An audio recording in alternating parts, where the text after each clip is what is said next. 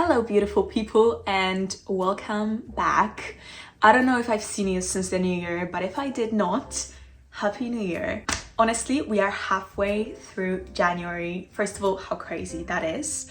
But also, I am guessing some of us are still, on the track with our goals. We are motivated, we are doing it all. But others are slowly but surely giving up. Don't worry, this is a non-judgment zone.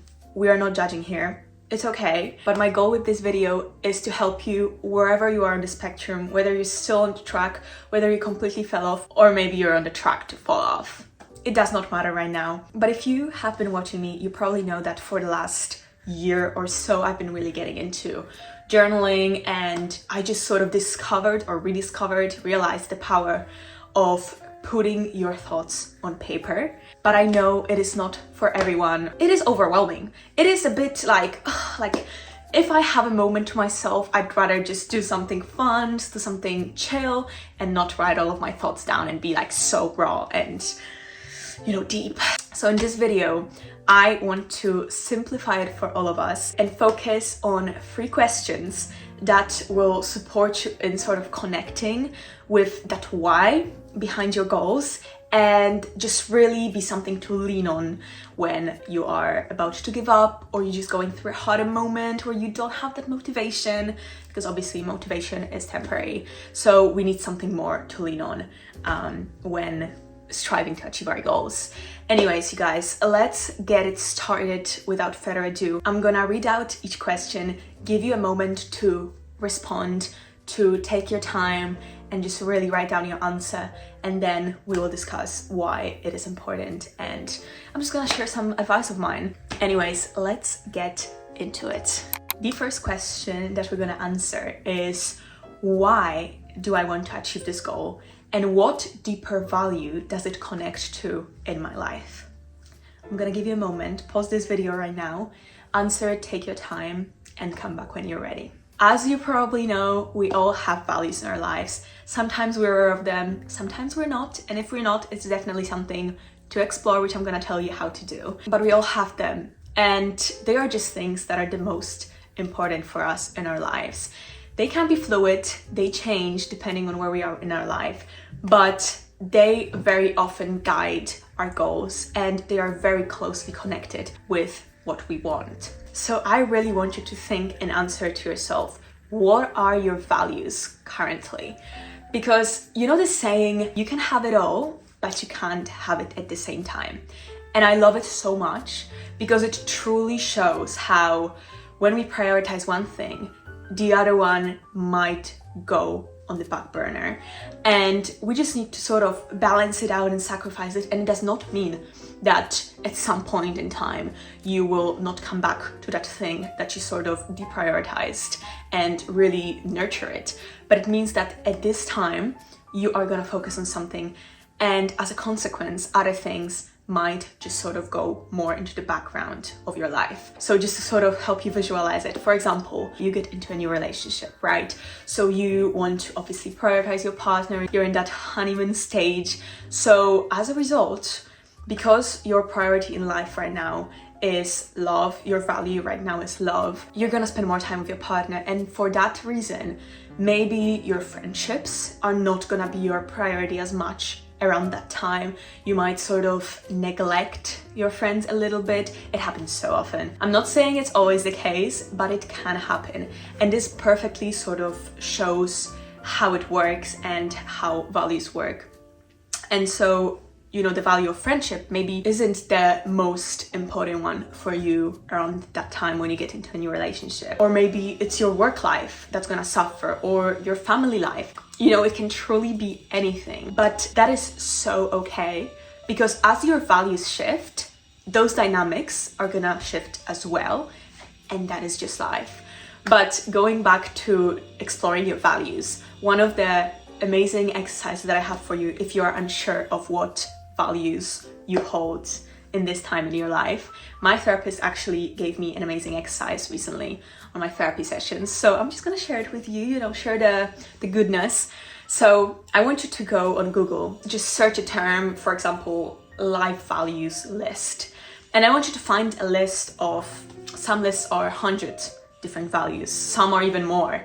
And I want you to find an extensive list of values that one can have in life, and then slowly start eliminating those that are less important for you. So for example, at first, I want you to look at that list, read all of the values, and cross out 50 of them that they're important, but maybe not as important for you right now. Like, you know, you're just like they're fine, but they are definitely not priorities for me. Then, once you cross out 50, you are left with a bundle that is a little smaller. And then you read through all of them and you cross out 30 more. I'm just giving it on an example of, 100 values, let's say. So you crossed out 50, now you're looking at what you have left and you're crossing out another 30 that are important, but still not that important. Then you are left with 20 values. And I want you to then read through all of them again and cross out 10 more. So you want to be left with around 7 to maybe 12 values that are the most important for you out of all of them. And these are the values that you hold right now at this point in your life. And honestly, if you look at it, you'll see how interconnected your goals are to those values, because very often, let's say you want to eat healthier in your life, like that's one of your goals. You want to eat healthier, you want to cook at home more. And one of your top values is gonna be health. There's just so much connection there. So it's definitely an amazing thing to explore, and then obviously respond to the question and sort of lean on it whenever you feel like you don't know why you're doing it. Just sort of remind yourself why you are doing what you're doing, why you are striving toward this goal, and yeah, just get back on track. The second question that we're gonna answer is, what does success look like for this goal? And how will I know that I have achieved it? You guys, knowing how success looks like for you when you have a goal is so freaking important. I feel like I can't emphasize it enough. Without an end result in mind, you will struggle to navigate the journey because you don't even know where you're going. And since the beginning of the year, I've been reading this amazing book called The Daily Stoic. And basically each day you only read one page. And I remembered while preparing for this video that actually one of the pages from January 5th addressed exactly that. So I thought I'm just gonna read a little part of it for you so you can better understand why we need to know where we're going. Like, we need to actually have that clear vision. So the wisdom from that day is clarify your intentions. The second habit in the 7 Habits of Highly Effective People is a book, is begin with an end in mind. Having an end in mind is no guarantee that you'll reach it. No Stoic would tolerate that assumption, but not having an end in mind is a guarantee you won't. To the Stoics, false conceptions are responsible not just for disturbances in the soul, but for chaotic and dysfunctional lives and operations. When your efforts are not directed at the cause or purpose, how will you know what to do day in and day out? How will you know what to say no to and what to say yes to? How will you know when you've had enough, when you've reached your goal, when you've gotten off track, if you've never defined what those things are? The answer is that you cannot. And so you are driven into failure, or worse, into madness, by the oblivion of directionlessness. And so clarify what is the end goal, because that is gonna make the biggest difference on your journey. Okay guys, we have reached the last question of today's session. And it is, how will achieving this goal improve your life or the life of others? Take a moment, respond, and come back when you're ready.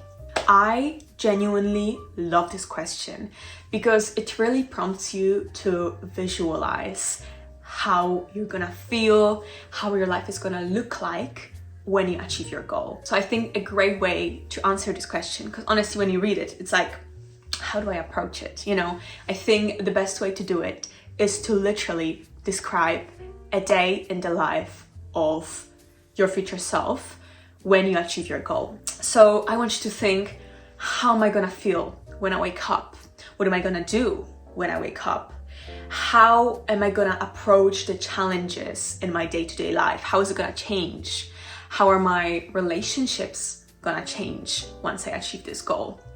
All of those questions are just gonna give you a beautiful image of how your life is gonna improve and look like when you achieve your goal, which is such an incredible tool in the moments of weakness, in the moments where we're about to give up. And it really allows you to gain that sense of purpose, that there is a purpose behind the effort that you put every single day into achieving your goal. So what you can do is just whenever you feel hopeless, you can just come back to your response that you did today. Or you can even respond all over again and visualize this whole thing all over again. I feel like also an amazing exercise that kind of links with manifestation, with visualization, is even, sitting down, taking 5 minutes in your morning every single day or every other day. It doesn't really matter. Whenever you need it, different things work for all of us. And just really visualizing your life once you achieve that goal. And not even writing it down, just sitting with your eyes closed peacefully, maybe sipping on your coffee or your matcha, and visualizing your life, how you want it to be with that goal in mind. I feel like it's the most beautiful exercise that really motivates us, because even though we don't see immediate results of our actions, this sort of gets us the closest we can possibly get before actually achieving our goal to feeling accomplished and feeling satisfied. So I think it's really amazing. You guys, this is it. I am so proud of you for taking the time to really just get closer to your goals and meditate on them a little bit and think and be with yourself. Honestly, congratulations. I love it for you and I'm super proud of you. Thank you so much for joining me today. I hope this video was helpful. Obviously, let me know in the comments down below and I will do more of those. And yeah, have a wonderful, wonderful day. Let's make this year beautiful, okay? And I'll see you in the next video next week. All right? Love ya.